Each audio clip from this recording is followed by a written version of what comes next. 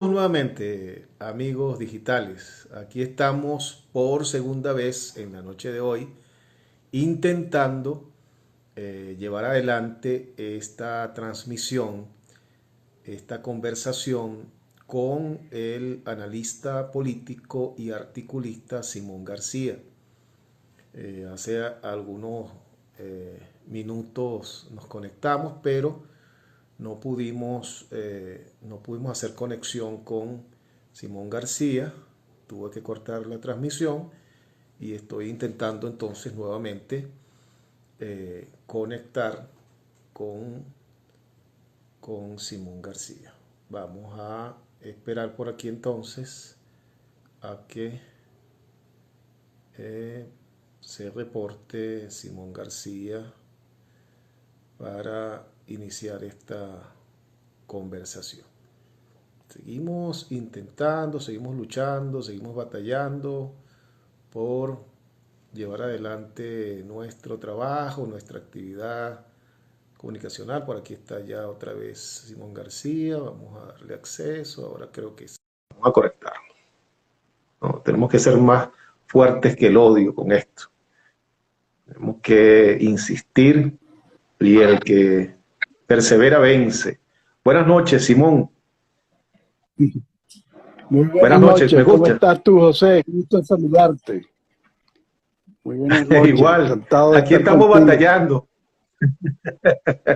Seguimos Es lo que batallando pasa. aquí con este servicio de Internet. El 63% de los Caramba, hogares, en un estudio que acaba de hacer la organización venezolana, el Observatorio Venezolano de Servicios Públicos, dice que el 63% de los hogares venezolanos prácticamente no cuentan con el servicio de Internet o es absolutamente pésimo. O sea que es una proeza eso es así, hacer esta es una actividad. proeza. El Sí, Internet en Venezuela es el más lento y el más accidentado de toda América Latina, peor que el de Cuba así es, y que el de Haití, así te es, podrás imaginar, así es. ¿no? Sí, sí. Bueno, entonces vamos a conversar, vamos a iniciar esta conversación con el articulista y analista político Simón García y vamos a iniciarla preguntándole o invitándole a que nos dé su visión referente a cuáles fueron esos factores que se conjugaron para que el país, para que Venezuela llegara al chavismo, para que llegáramos a la revolución bolivariana. Te escuchamos, Simón. Bueno, sí, el país se encontró con lo que consideró que era una solución a sus limitaciones y a sus carencias, eh, después de un larguísimo periodo de prosperidad, de buen desempeño económico, con indicadores excelentes, indicadores de primer mundo, con una moneda dura, con un desconocimiento absoluto de lo que significaba la inflación. Eh, y de repente, ese país que vivía bien, como lo dice la frase popular, éramos felices y no lo sabíamos, ese país entró en una situación de insatisfacción, una sociedad profundamente descontenta con su élite política y una sociedad que consideraba que debía obtener más de las realizaciones y de las gestiones del gobierno. Había una falla estructural en la construcción de la democracia venezolana a partir del 58, que era un cierto desfase entre la democracia política y la democracia social. En realidad, hubo democratización muy importante en el aspecto social, en particular con la masificación del derecho a la educación, que produjo una élite profesional muy importante. Hubo también, y que fue un instrumento de ascenso social, hubo también un mejoramiento de las condiciones de ingreso y de vida de una parte de la población que nos llevó a tener la más importante clase media de América Latina. Y sin embargo, pues ese país coexistió con una parte de la sociedad excluida de los beneficios de la democracia y excluida del bienestar económico o de las condiciones mínimas. Entonces, todo ese cinturón, digamos así, de bienestar se fue rodeando de un colchón de empobrecimiento y exclusión del consumo, del mercado de consumo, de una parte muy importante de la población, que recibía unas migajas, pero que no era, eso era, en un momento iba a entrar en una ruptura, porque la economía no alcanzaba para satisfacerlo.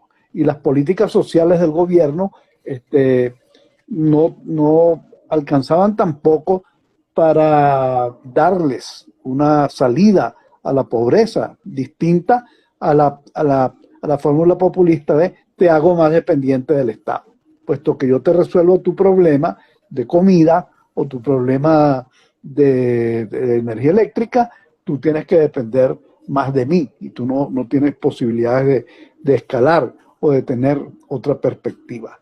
Entonces, eso fue un punto, esa separación, ese desfase, fue un punto que fue debilitando la democracia. Y la democracia, una de las características del sistema democrático es que no tiene mecanismos de defensa. La democracia es sumamente vulnerable porque la democracia desecha la violencia, desecha el autoritarismo, desecha la fuerza, se basa en el consenso y en la persuasión, en la deliberación pública, en el diálogo. Entonces, bueno, esa democracia estaba inerme frente a una ofensiva muy fuerte de lo que se llamó la cultura de la antipolítica. Es decir, los partidos no sirven para nada, los dirigentes no sirven para nada, todos son corruptos, los que están en el gobierno como los que están en la oposición, debe venir un Mesías. Entonces se constituyó la expectativa sobre un Salvador. La sociedad... Y también, y disculpa un segundo, Simón, no. y también de parte de los medios de comunicación hubo como una exageración o como una magnificación de los males ciertos que teníamos, que también contribuyó de alguna manera a eso. Por supuesto, los medios de comunicación, los diarios, eran el canal, eran el sistema circulatorio de la antipolítica.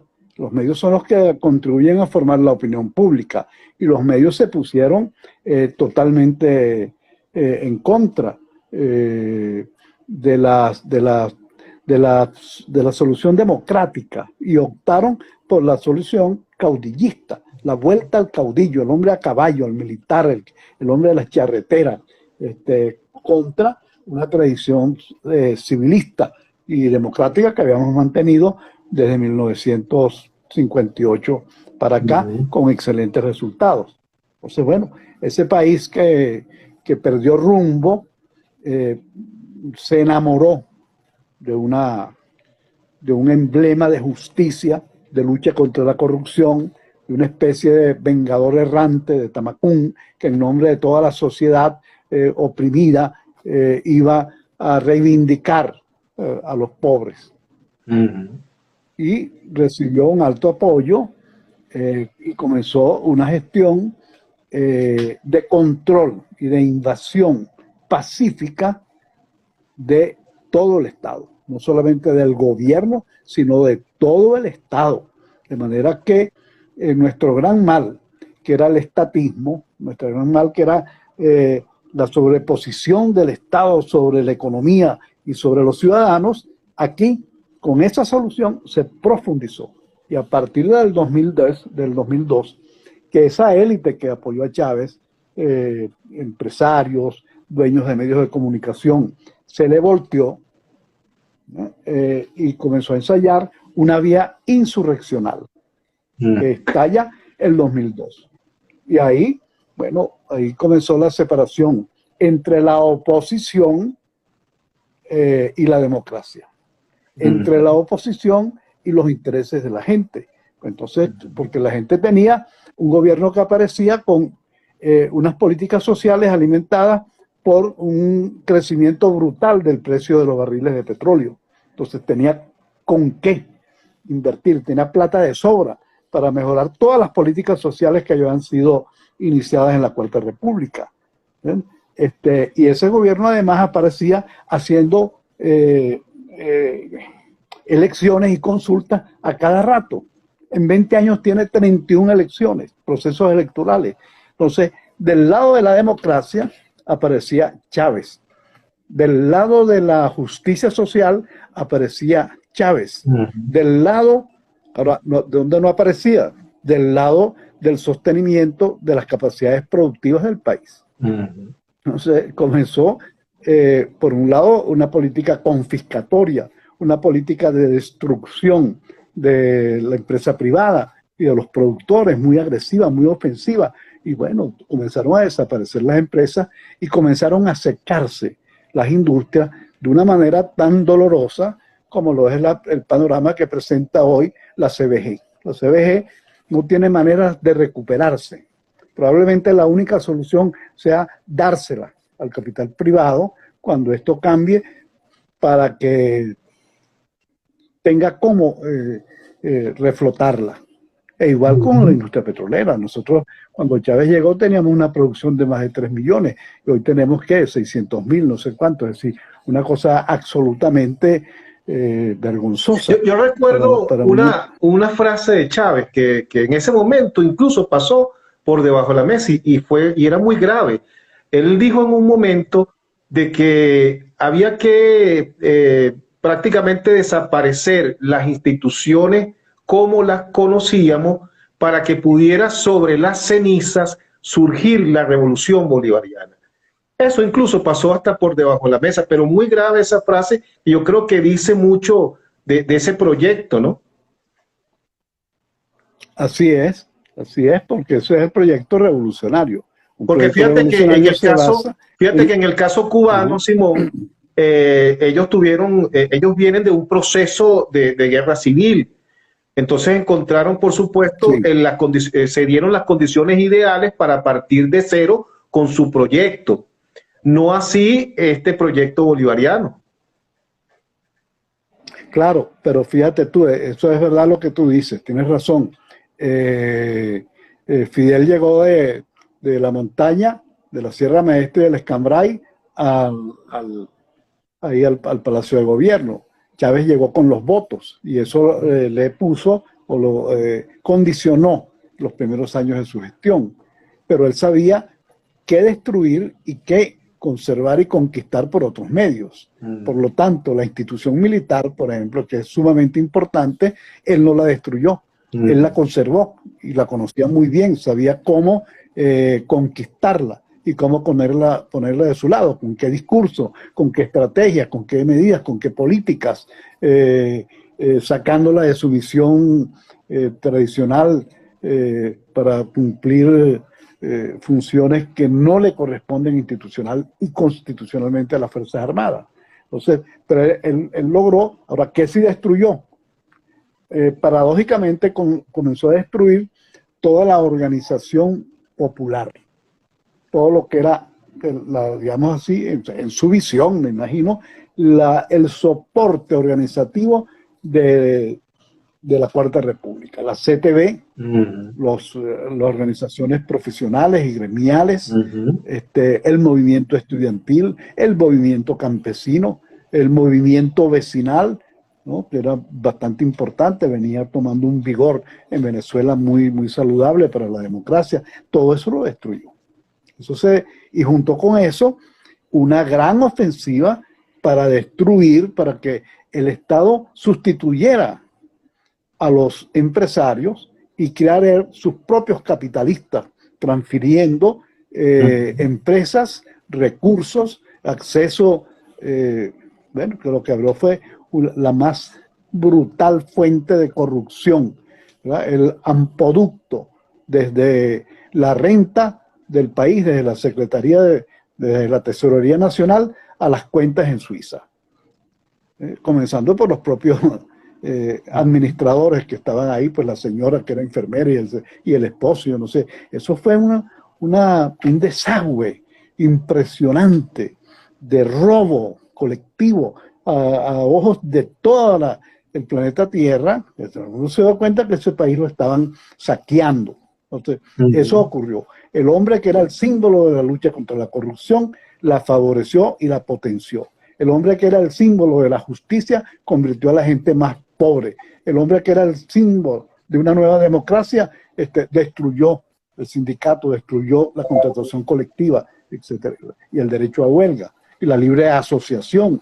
¿Entiendes? Eso fue lo que ocurrió. Hubo una respuesta inadecuada de las fuerzas democráticas, de las fuerzas de cambio, ¿entiendes?, que optaron por responder con violencia, que sobreestimaron sus fuerzas y subestimaron la estrategia de dominación y control que estaba aplicando Chávez y cuyo resultado fue la derrota.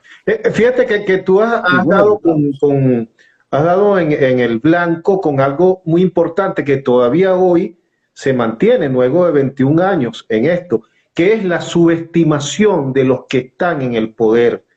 Pareciera que durante todo este tiempo hemos subestimado bárbaramente a esos que están en el poder. Ahora, esto me permite hacerte la segunda pregunta de la noche y ya entrar a analizar este tema que creo que es muy importante, que es por qué la oposición o las oposiciones, contando desde la Coordinadora Democrática hasta ahora el G2, G3, G4, no sé ya exactamente por qué G va, ¿por qué no ha logrado acceder al poder, aun y cuando hoy somos mayoría?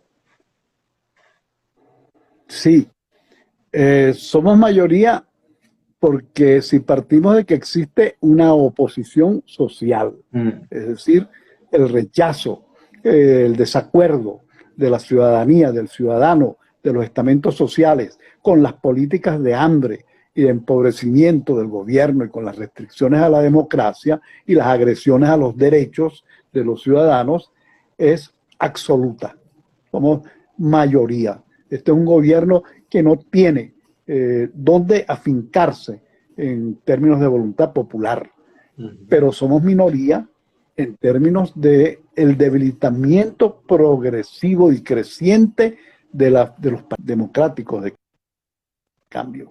Hoy cada día más separados de la gente.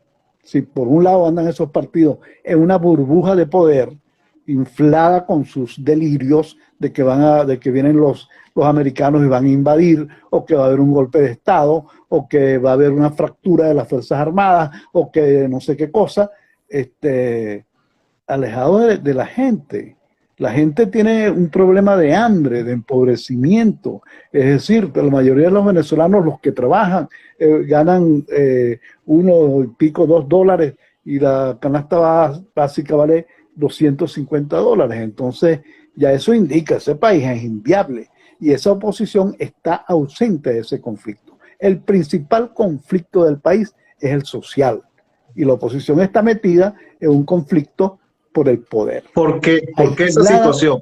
¿Por qué la oposición ha estado tan perdida? ¿Por qué se le ha perdido tanto la brújula en estos 21 años a la oposición, Simón? Bueno, yo creo que hay un déficit en nuestra élite política. Hay un déficit de formación, hay un déficit de experiencia social, y hay una situación en la cual por primera vez la élite política está por debajo del promedio de desempeño del conjunto de otras élites sociales.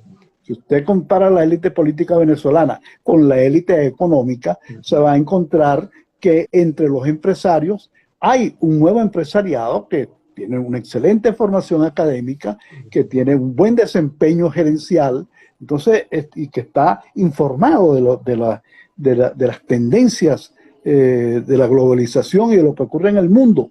Entonces, ahí hay un desnivel. Eso es una impreparación de la élite política para tener las respuestas adecuadas. Y en segundo lugar, esa élite política corresponde o fue creciendo y fue fortaleciéndose junto con cambios en la tecnología de la comunicación y del hecho político, de cómo hacer política. Por lo tanto, ellos son los hijos del WhatsApp, ellos son los hijos de las redes, es decir, ellos son producto de una forma de comunicación dominante en los jóvenes, pero que carece de la vivencia social, carece de lo que hacía Rómulo, o de lo que hacía Caldera, o de lo que hacía Gustavo Machado cuando llegaba a una casa. Bueno, aquí tiene café, caramba, ¿y cómo está usted? Eso no existe en la política venezolana hoy. O sea, los políticos de hoy no patean la calle, no hacen contacto con el pueblo. No la necesitan, no necesitan la calle, porque la calle a la calle se le llega desde las nuevas tecnologías, de la comunicación. Eso creo yo que ha influido. Fundamentalmente ha influido, yo no sé por qué razón, el empeño en abandonar, para defender la democracia, los medios democráticos. Entonces, para defender la democracia y reconquistarla, se han obcecado en utilizar una política insurreccional, una política de derrocamiento del gobierno. Y esa política nos ha conducido a esta situación en la cual estamos. Ahora podemos ir a unas elecciones en las peores condiciones posibles porque esa ruta la abandonamos. A lo que dejamos ahí fue unas ruinas. La fuimos abandonando a través de esa desesperanza colectiva. Precisamente, Simón, y eso se lo he preguntado yo a varios dirigentes políticos que he tenido la oportunidad de entrevistar para el Reporte Global.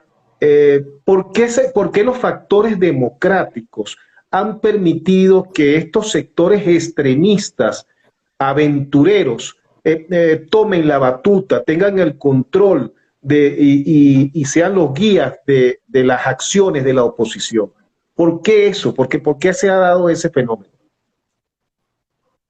Bueno, yo creo que hay, en primer lugar, el espejismo de las redes. Las redes no son el país, pero las redes son un espejo que refleja artificialmente a unos opinantes, a unos formadores de opinión muy poderosos.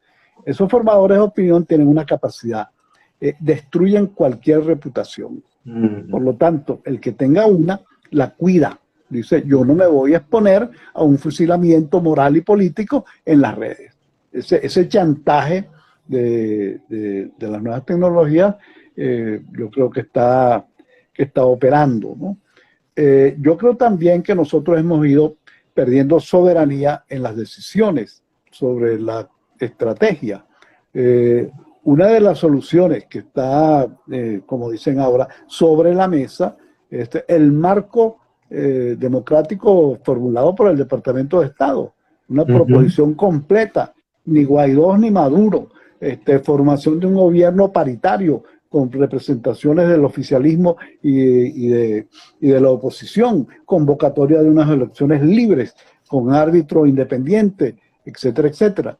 Pero nosotros tuvimos que esperar que el Departamento de Estado de los Estados Unidos, como cabeza de la democracia, de la solidaridad democrática con la causa venezolana, hablara y formulara esa propuesta para aceptarla. Y para aceptarla entre comillas, porque una parte de la oposición que está en la Asamblea Nacional la aceptó, pero no la acató, no la llevó a cabo, sino que siguió subrepticiamente con el mismo mantra.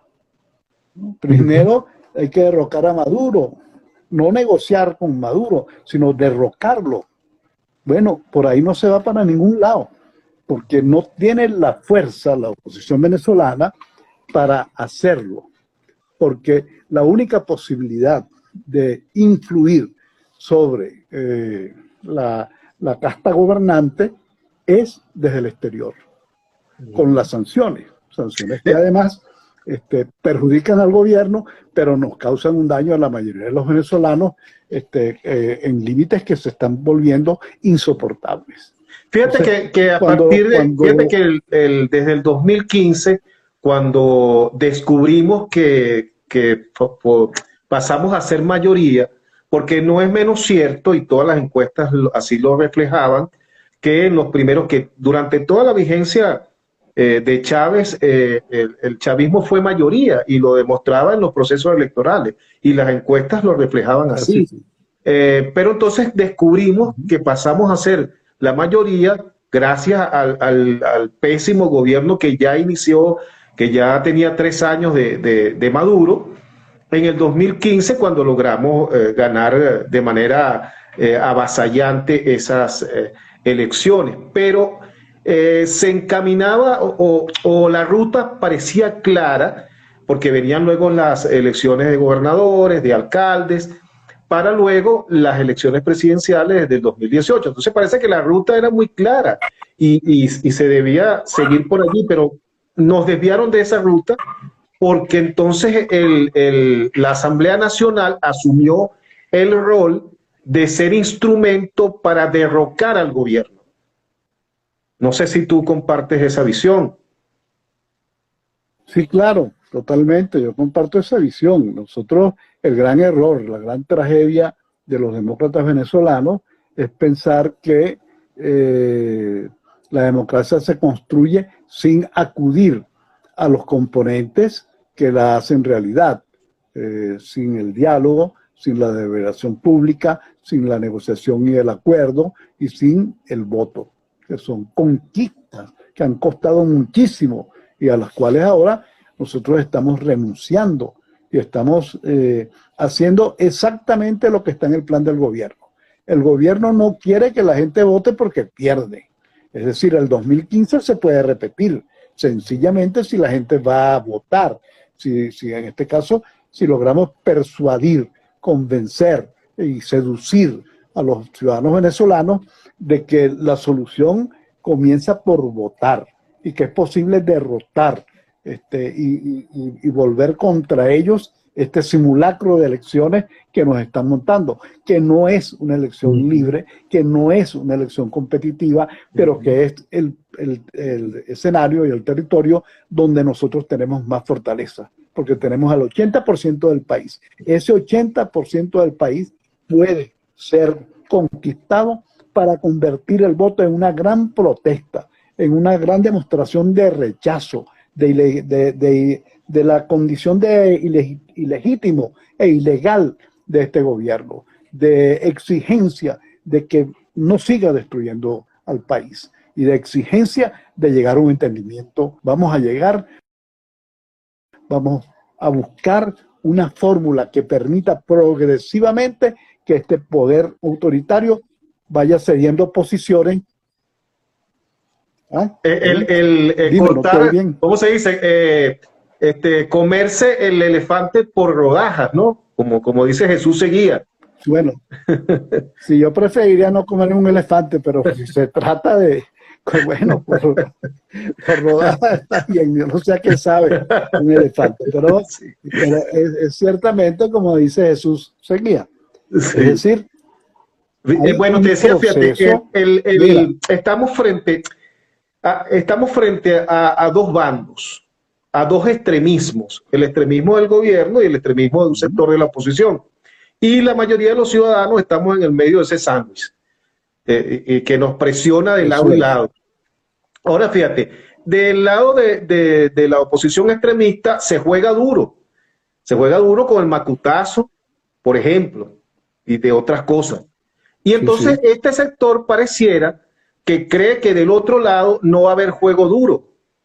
Entonces cuando el gobierno autoritario que tenemos juega duro y, por ejemplo, utiliza el Tribunal Supremo de Justicia para la judicialización de los partidos, entonces este sector de la oposición que ya jugó duro antes, entonces lo que hace es dar pataletas como muchacho, ponerse a llorar por las esquinas y queda completamente desarticulada. Es cierto.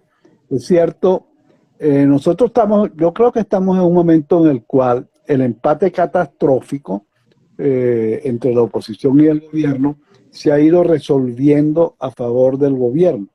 No porque el gobierno haya crecido o haya aumentado sus partidarios, sino porque la oposición se ha debilitado y se ha desgastado en este año producto de esa política incorrecta. De manera que hoy tenemos dos grandes rechazos.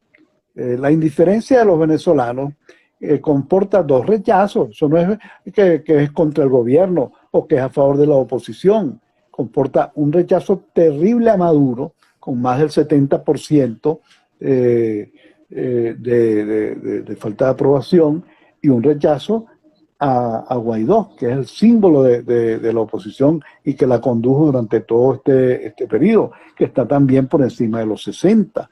Entonces nosotros tenemos un país que está situado, como tú has dicho, frente a dos minorías, frente a dos polos minoritarios que no lo representan, que no expresan lo que el país quiere, ni el rumbo, ni la solución, ni el modo de conseguir un camino hacia la democracia y hacia el bienestar de todos los venezolanos. Ahora, puede insurgir una élite sustituta. De hecho, están apareciendo por los vacíos de la oposición nuevos actores democráticos no partidistas que están procediendo de los liderazgos civiles, por ejemplo, el papel de los gobernadores, de la gobernadora del Táchira, más visiblemente de la gobernadora del Táchira y del gobernador de Nueva Esparta, a favor de retomar el camino electoral, de los alcaldes, en particular de los alcaldes mirandinos, que están trabajando por retomar junto con sus vecinos lo que hace un ciudadano, usar el voto como su arma para construir una salida a esta crisis de gobernabilidad y a todas estas crisis juntas de prestación de servicios y de hundimiento de la economía. Y está surgiendo la iglesia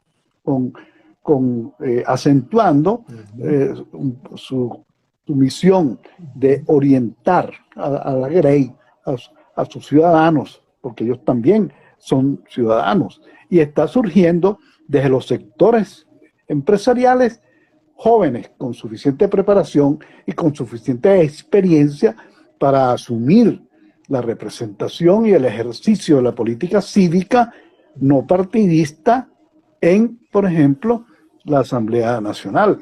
Esto no significa sustituir a los partidos. Esto significa echarle el hombro a los partidos en un momento de debilidad y en un momento en el cual ellos no pueden cumplir su misión, porque los que deberían estar construyendo planchas han debido ser los partidos. Pero obviamente, si a Primero Justicia le quitan el partido y se lo dan a Brito y le quitan la tarjeta, pues ahí hay un problema. Igual para los otros partidos que han sido objeto de judicialización. Pero el hecho de que a mí me anulen, o el gobierno, el régimen me intente anular, no significa que yo me deje anular y que los partidos tengan que renunciar a esas misiones. Entonces, indirectamente tienen que, de alguna manera, apoyar lo que significaría un triunfo de la democracia, lo que abriría una fuerte presión para la realización de elecciones presidenciales, lo que nos prepararía para ampliar los espacios democráticos conquistando alcaldías y gobernaciones el año que viene, que es ganar hoy, luchar por ganar hoy. ¿Y eso es posible? Sí, se unen todos los líderes de la oposición, si dejan a un lado las diferencias y las disputas y pegan el grito de libertad y de independencia, que hoy significa votar. Eso parece poco probable, Simón. Fíjate, otra vez nos vuelven a colocar la misma oposición, la misma dirigencia opositora, que algunos por allí dice que en estos 21 años ha dejado mucho que desear. Esa dirigencia opositora con la que contamos, que es la que hay, nos trae otra vez a una nueva disyuntiva, que no es disyuntiva, desde mi punto de vista, que es votar o no votar, ejercer el voto o abstenernos. Ahora, la abstención yo no la veo como una propuesta, porque la abstención no tiene un plan detrás, mientras que el voto sí. Y por otro lado, la abstención, tanto la del 2005 como todas las que se han dado, pero en especial la de 2005 y la de 2018, no arrojó ningún logro, no tiene resultado que presentarle al país. Pero entonces nos ponen o nos hacen creer que esa es la disyuntiva. Ahora, no es menos cierto, Simón, que lo que señalan mucho, que no están dadas las mínimas condiciones para ir a ejercer el voto de manera libre, de que no están pues unas mínimas condiciones, de que el gobierno sigue aplicando su abuso de poder, su ventajismo. Esos señalamientos son valederos y son ciertos. E incluso los señalamientos que hacen diciendo, por ejemplo, que hay poco tiempo para preparar el proceso electoral, que está la amenaza de la pandemia, que hay aspectos técnicos. Por ejemplo, Andrés Caleca ha hecho observaciones muy interesantes y bien responsables, me parece a mí, sobre aspectos técnicos de la organización del proceso que, según él, no da tiempo de cumplir.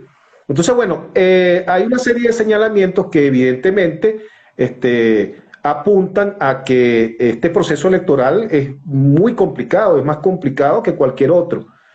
Esa disyuntiva que hay o que plantean, ¿cómo debe manejar la gente? ¿Cómo la gente debe hacer para tomar una decisión en esta nueva disyuntiva?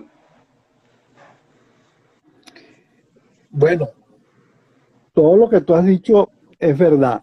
Ahora, tú te das cuenta que los abstencionistas siempre comienzan diciendo, yo no soy abstencionista. Y después que hacen esa afirmación, comienzan a explicar que no se deba votar. Ese yo no soy abstencionista indica la falta de plan detrás y de destino detrás de la abstención. La abstención en Venezuela significa votar por lo siguiente. Va a haber abstención, se crea una nueva Asamblea Nacional, se aplica del lado de la oposición la continuidad administrativa según la cual Guaidó sigue siendo presidente de una asamblea que nadie eligió en esta oportunidad sin respaldo y sin legitimidad y sin fundamento constitucional. Por lo tanto, se produce la segunda diáspora, que es la diáspora de la élite política, la cual se va a instalar un gobierno simbólico en el exilio, con mucho menor poder y mucho más alejado del país que el que está actuando en estos momentos. Ese camino es un camino al desastre de la oposición, que va a contribuir a prolongar, así sea anacrónicamente, la autocracia de Nicolás Maduro. Es decir, va a contribuir a hacernos peor la vida a los venezolanos. Por lo tanto, ese camino hay que frenarlo, ese camino hay que detenerlo y hay que lograr que podamos construir unas mejores condiciones. Hasta el último día, hasta el día de las elecciones, hay que luchar por mejores condiciones, porque el chavismo no se meta, porque los testigos sean respetados y no sean expulsados de los centros de votación, porque la auditoría sea de libre acceso y se pueda contar, y sobre todo, para que haya elecciones, por lograr que los ciudadanos vayan. El comando de campaña para vencer la abstención está en la familia de cada uno de nosotros. En estos momentos de pandemia, donde no hay posibilidad de reuniones, de concentraciones, de movilizaciones, el núcleo fundamental, de la trinchera fundamental de defensa de la democracia está en la familia, en cada uno de nosotros, que podamos deliberar democráticamente en la familia, como dice el padre Trigo. Ahí comienza la democracia. Si no hay democracia en la familia, no hay democracia en la sociedad. Deliberar y tener el plan. El plan de mi familia es ir a votar. Entonces, lo más importante que es ir a votar, yo lo tengo garantizado en mi familia. Aquí estamos derrotando a la dictadura. ¿Cómo ves Eso lo pueden hacer muchas otras familias. Claro, ¿cómo ves el Consejo Nacional Electoral, que una de las principales excusas que tienen ahorita o planteamientos de los que apoyan el oponerse, el abstenerse, es que este Consejo Nacional Electoral fue electo de manera ilegítima por el Tribunal Supremo de Justicia. ¿Qué opinión te merece este Bueno, consejo? Este o el anterior o el que va a venir mientras este régimen esté y nosotros no tengamos, los demócratas, la fuerza suficiente para lograr un árbitro equilibrado, siempre va a tener un patrón de imponer desigualdad y ventajismo.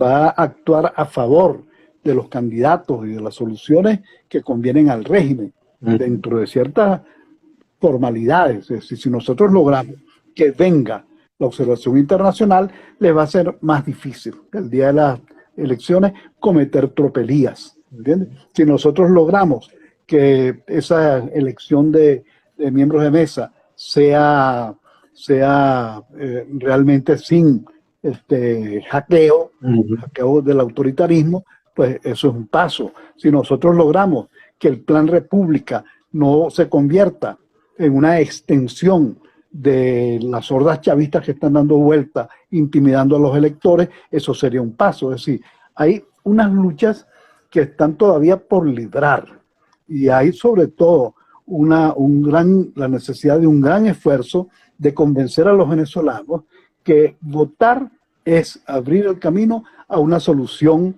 de entendimiento entre el gobierno y la oposición. No es ir a la guerra, no es ir a la confrontación, sino es ir a la paz, al gran entendimiento que nos permita reconstruir este país, unificarlo y volver a tener el derecho a ser una sociedad del siglo XXI, porque ese es el chance y la oportunidad que nosotros estamos perdiendo hoy, todos, chavistas y no chavistas. Simón, tú conoces bien el estamento político venezolano. ¿Se puede ser optimista en cuanto a que estas élites políticas, al igual que ya se hizo en el 2015, pudieran avanzar, pudiera haber reflexión en ellas y avanzar hacia una unidad de propósito, lo que llaman la unidad perfecta para este proceso electoral y de cara a los que vienen? ¿Eso sería posible o es un sueño? Bueno, hay sueños que terminan por realizarse, ¿no? Digamos así, los componentes utópicos de la política son siempre necesarios porque te ponen el horizonte liberado de los condicionamientos de la realidad. Y eso es lo que permite que la política se mueva como una ciencia que convierta lo imposible en posible. Entonces, el arte de lo posible. Entonces, en todos esos escenarios debemos trabajar. Ahora, si no ocurre, debemos estar preparados para que haya la mejor oferta de participación electoral de parte de la oposición posible. Y esto para mí significa que las planchas no sean cotos de los partidos, que los candidatos nominales provengan de gente con mucha respetabilidad, con mucha arraigo en las sociedades locales y regionales que son las determinantes, porque aquí los políticos se caraqueñizaron y vienen de una región, pero se hicieron caraqueños y viven en la política caraqueña y se olvidaron incluso de las regiones. Entonces nosotros debemos volver a unas fórmulas que nos pongan como representantes de las localidades y regiones a gente que exprese un liderazgo social importante.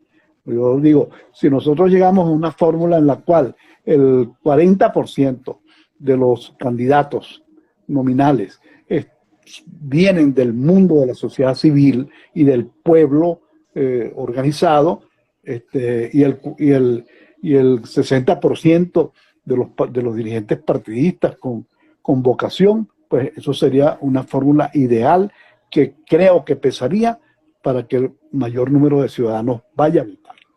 Fíjate, para finalizar, porque ya nos quedan 3, 4 minutos de este espacio, hay dos factores que son importantes, uno principal y el otro más o menos. El primero, el factor de las Fuerzas Armadas, ¿no? y esa conexión, que así como no se ha dado la conexión con el pueblo, tampoco de parte de las élites políticas de la oposición se ha logrado dar una conexión con el estamento militar. Por el contrario, un factor de la oposición se ha dedicado a enfrentarse a ese estamento militar. Y el otro es el internacional.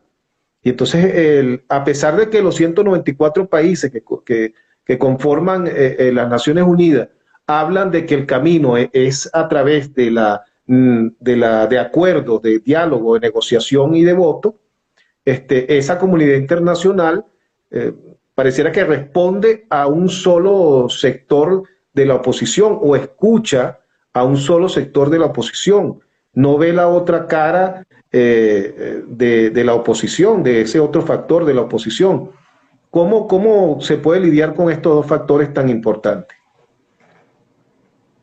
Bueno, el primero es sumamente importante, que es el de cómo organizar una solidaridad internacional con la causa democrática de Venezuela sin que esto implique una injerencia y sin que esto implique el preámbulo de un reparto del país que va a venir después, o bien en las ruinas o bien en la prosperidad o unas perspectivas de recuperación económica más o menos rápida.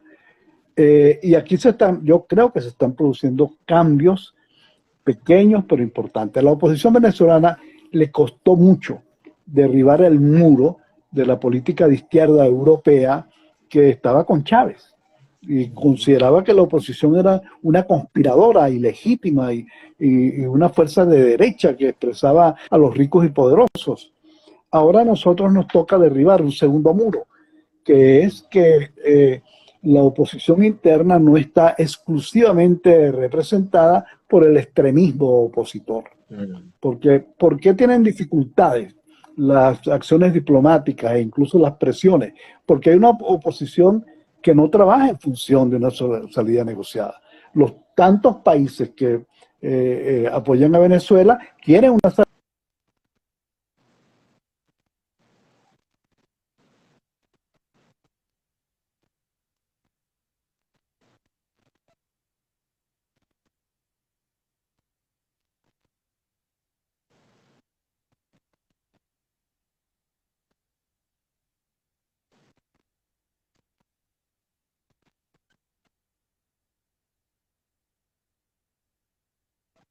de los venezolanos. Esto está ocurriendo desde mi punto de vista, sobre todo en la Unión Europea. Y está ocurriendo incluso en sectores de los Estados Unidos que desde Trump abajo han comenzado a decir, bueno, nosotros apoyamos a Guaidó. Es decir, lo consideramos que es el presidente legítimo, pero tenemos, obviamente, han expresado muchas insatisfacciones. Ya han comenzado a decir, bueno, aquí tenemos el otro oído, vengan y hablen. Hace falta que haya la misión López Méndez de Andrés Bello para Europa, y hace falta que, creo que Francisco de Miranda se fue para Estados Unidos a conversar con sus amigos, ¿verdad? De los prohombres de la independencia norteamericana. Hace falta esa labor de reconversión de una solidaridad internacional que es imprescindible para conquistar la democracia y para rehacer el país después, porque se necesita mucha plata y mucha solidaridad internacional. Y ahí están los Estados Unidos, ahí está los europeos y ahí está el Grupo de Lima. Todas esas son fuerzas que debemos alinear con una nueva estrategia democrática. Y a lo interno, bueno, esa conexión con la Fuerza Armada, ¿cómo se logra? Bueno, en primer lugar se logra respetando a las Fuerzas Armadas, porque tú no puedes tener una buena relación diciéndole, mira, yo te voy a destruir, mira, yo te voy a fracturar, mira, tú sabes que yo voy a venir aquí a Venezuela con un ejército invasor. Bueno, ¿quién va a ganar una uñita de apoyo con ese discurso. Por lo tanto, hay que reformular las relaciones de las Fuerzas Armadas en cuya formación y en cuya conducta existe todavía un fuerte peso institucional. Así tú lo digas, si quieres por inercia, pero ahí hay una institución y hay unos oficiales que se mueven dentro de esos parámetros y que si van a ser custodio de unas elecciones, pueden actuar institucionalmente y no al servicio de una parcialidad. Esa es una lucha, pero para que esa lucha sea exitosa hay que tener una política de relaciones y un discurso y una propuesta hacia esa institución basada en el respeto, basada en la solidaridad y basada en la posibilidad de redefinir la misión de las Fuerzas Armadas, de modo que en la reconstrucción del país que viene, ellas jueguen y sigan jugando un papel fundamental del lado de la democracia, de las libertades, del bienestar y de la justicia social. Uno de los males principales que tiene hoy la sociedad, que se lo debemos en primer orden a la revolución chavista, es el odio profundo que está sembrado hoy en la sociedad venezolana. ¿Es posible lidiar con ese odio? ¿Se puede reconstruir un país con ese odio? Se puede reconstruir. En primer lugar, porque esto no es una revolución, esto es una involución terrible. Esta es una regresión a las etapas prepolíticas de la humanidad. Esta es una involución y un retorno a cuando en Venezuela los asuntos se arreglaban a machetazos y a la fuerza.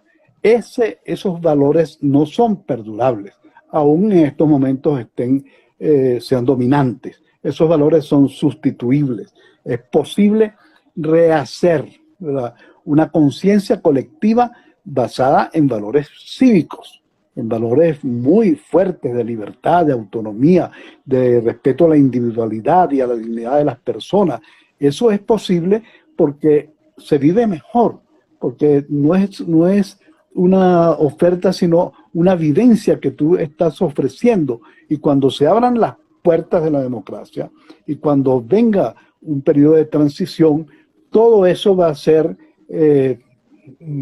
desplazado por una nueva cultura y por la afirmación de unos nuevos valores, igual como ocurrió en el año 58 cuando cayó la dictadura de Pérez Jiménez, que se abrió un proceso de politización y de civilidad muy importante de la noche a la mañana. De la noche a la mañana fueron reconstruidos y fortalecidos los partidos principales y las instituciones de la democracia.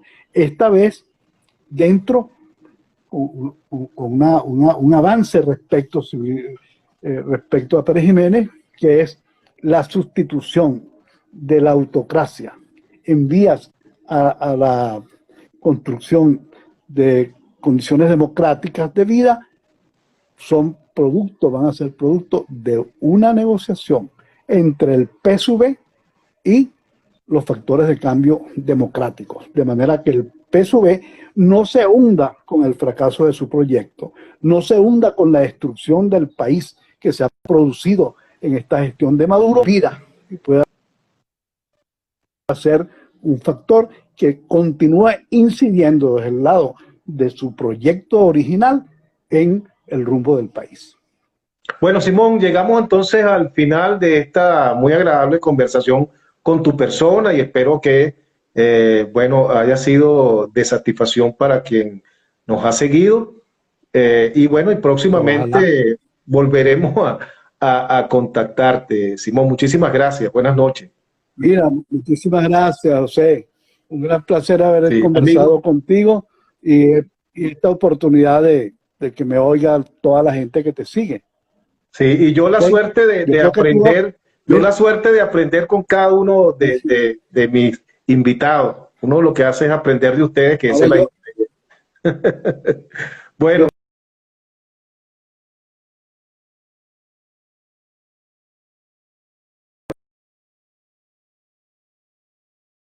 yo cariño. mi abrazo virtual, mi respeto, mi consideración y mi agradecimiento por estar allí.